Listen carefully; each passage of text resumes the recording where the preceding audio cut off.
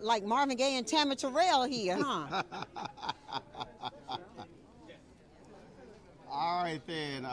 First of all, how folks doing? It's been a great second day of Operation Hope's Hope Global Forums. A lot of great panels. Of course, we've been streaming since this morning, 8 a.m. And so you had some great conversation in the daytime. And of course, just close it out with Janice Howroyd, who had a great sit-down one-on-one conversation with John Hope Bryant, of course, the founder of Operation Hope. And Janice is with me. What's happening? Oh, it's all happening here. So last time we chatted, I saw you at Congressional Black Caucus. You did. You were really working there. You're always working, Roland. No, I ain't got a problem with a black man working. I love it. I love it. I notice it. Well, of course, you talk about working. I mean, that's what you do. That's it. Help folks work. So that's right. So explain to folks your company. Well, the Act One group is a combination of offerings that all center around making sure that we're keeping the applicant at the center of our universe. So you have Apple One. Many of you have been in Apple One offices and gotten great jobs. You can get full-time or you can get temporary work through Apple One. Then our second brand is A-Check. That's about background checks and screenings, and that's typically offered to a company who's hiring someone. It keeps you working around people who are safe to work around. And then Agile One, which is a flagship offering for us, it's about technologies and solutions paired together all around planning workforce, maintaining workforce, and you know, workforce is getting a much broader meaning today. It's not just individuals working. It's a combination of artificial intelligence. It's a combination of statement of work. It's the way we get work done, period. Now, is this what you wanted to do, or did you just stumble into this? When I grew up, Roland, I did not know in Tarboro, North Carolina, that I wanted to be the innovator of a workforce solutions group.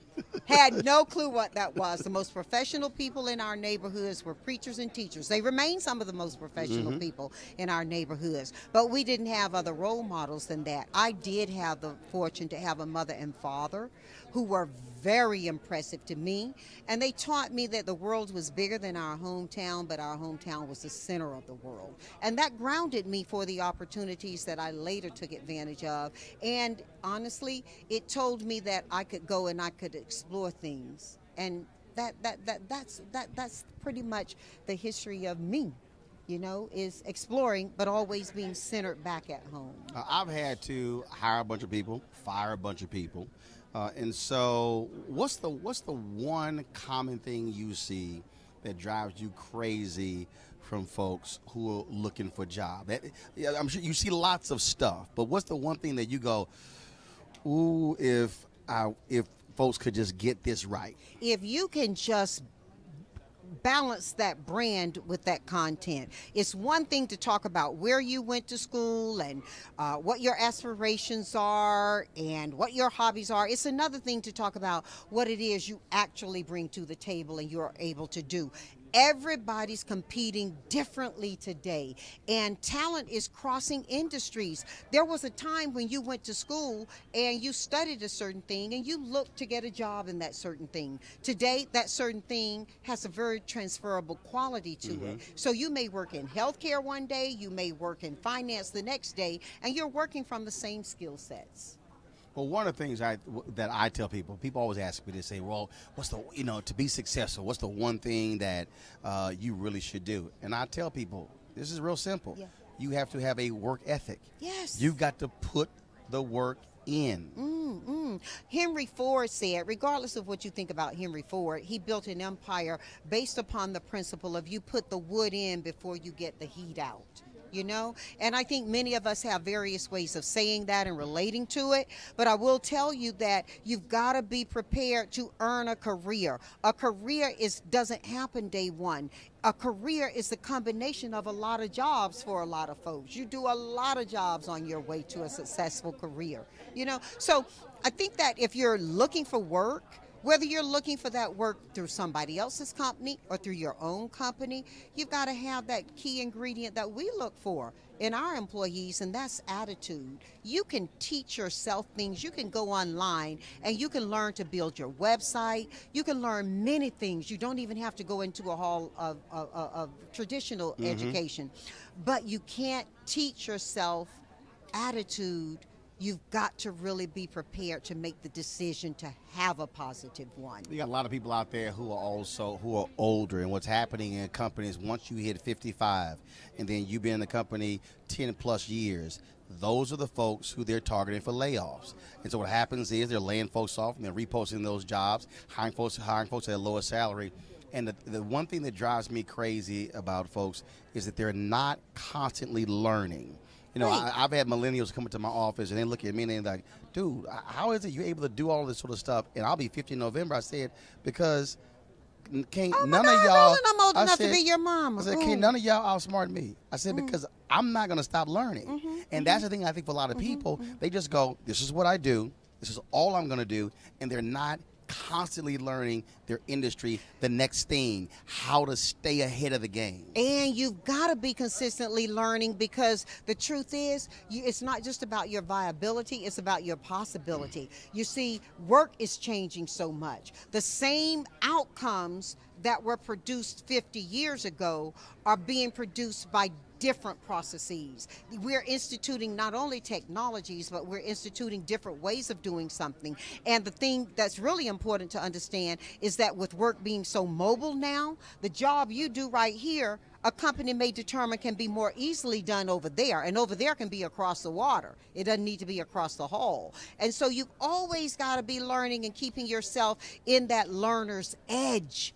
You know, and you made mention of age, Roland. One of the things that I've seen with many companies now is they're not so quick to lay people off around age as they are antiquated thinking. You know, if you can bring to them a solution, Right. or if you can create outcomes that are quicker, faster, smarter, they don't care how old you are doing that. That's not going to be important to them. It's about the strength and the relevance of your work. And companies are working from total talent communities now. That's everything and everybody needed to get work done. And because we are instituting a lot of technology in how we match people to jobs, age is not going to be a factor. I mean, I know Jaheim saying about it, but it's real well, they did, didn't he? Didn't he? Why you laughing, Well, plus Roland? we in Atlanta, that's where he lives. Yeah, well, I mean, you know, he sang about it. The whole world knows it's true, right? You can be in Atlanta, wherever you want to be. The whole world knows it's true. But at the end of the day, age is not a factor if you're talking about a person's chronological time on Earth. It is a factor if you're talking about their ability to deliver an outcome in the way a company is looking to have that delivered. Better yet, innovate to that so that they can do it better. They can compete better. So two more questions. First question. Our statement, I want to get your thoughts on this. So I've given many seminars on this where I teach what I call Me Inc.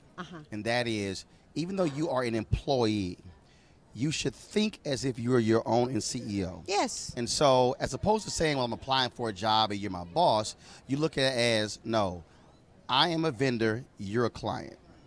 And so my job as a vendor is to actually look at other multiple streams of revenue, so my whole livelihood not depend upon one client. Just like in your business, if you depend on one client and that client goes away, you're screwed. And so this idea of getting people to think that they are their own personal CEO.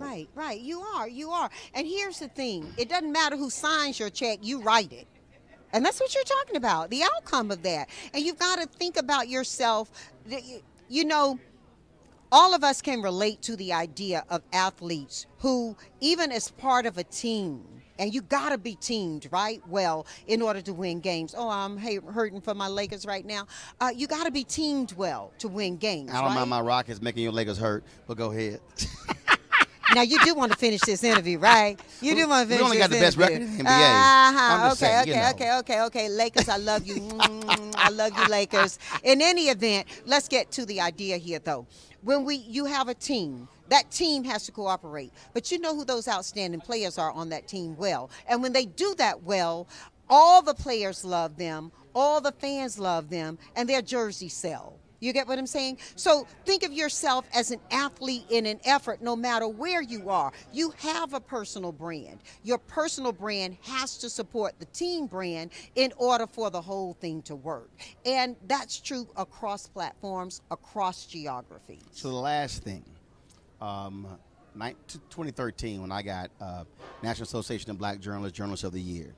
We were in Orlando. Wait a minute. Applause, applause, applause. Well, thank you. Clapping hands. And I stood up and I told them, I said, many of you are enamored with the largeness of the company on your business card, yet you have small opportunities. I said, for me, I might go to a smaller company, but if it's a big opportunity, that's what's most important to me. And it's interesting to me, well, a lot of people, they get caught up in it has to be this big company. But I go, no. What's the opportunity? What are you doing? And does that satisfy you as opposed to, oh, I work for this company and that company? Well, that means nothing if, again, small opportunity. How do we get more people to change that thinking where they focus on the opportunity and not the largest of the company? Well, see, Roland, what happens is a lot of people are familiar with journaling, right? That's where you go and you share all those things that you will be, that you wish to be, that you didn't become. However, you've got to learn how to map your career. And that's what you did so well. You mapped your career. And so, yes, it's great to be able to say, I work here, I work there. But if you really want to make an imprint, then you've got to look at a company that's going to allow you the freedom to do that. In our organization, we talk about the feet we stand on. Those feet, F-E-E-T, are freedom to innovate, excellence in delivery, because everything matters, invest the time to understand. And you should treat yourself like that. The other thing, too, though, that is true, is many of my crew, the millennials, are looking for those companies that allow them to do exactly that. And many large companies are creating pod companies, smaller companies that are disassociated from their brand in order to get talent who won't work in that larger brand. So, I mean, if you've got a value, make it viable for yourself first. Make sure that you understand where that value is taking you in your career path. You've got to make sure you map your career. And back to what we talked about at first, bring an attitude that allows you to make sure that you're prepared to put the work in first.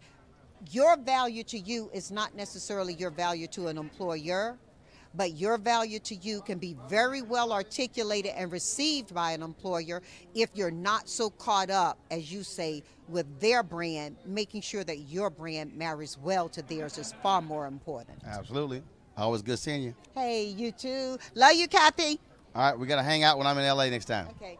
All right, darling. Thanks a bunch. Alrighty. All right, folks. First of all, tell me your website real quick. How do they reach you? Well, you got to go to AskJBH. Follow me at Bryant Howroyd, and my website, apple1.com, agile1.com, acheck.com. Janice, Bryant Howroyd. Always great chatting with her. All right, folks, again, tomorrow, day 3 Operation Hope. We begin at 8 a.m. tomorrow. I'll be moderating a panel with Butch Graves and Tommy Dortch on the new Black America. That's around 9:15, 9:20. So we have that for you as well. All right, we got to go. We got to go to the next event. Deuces. Okay. Anthony.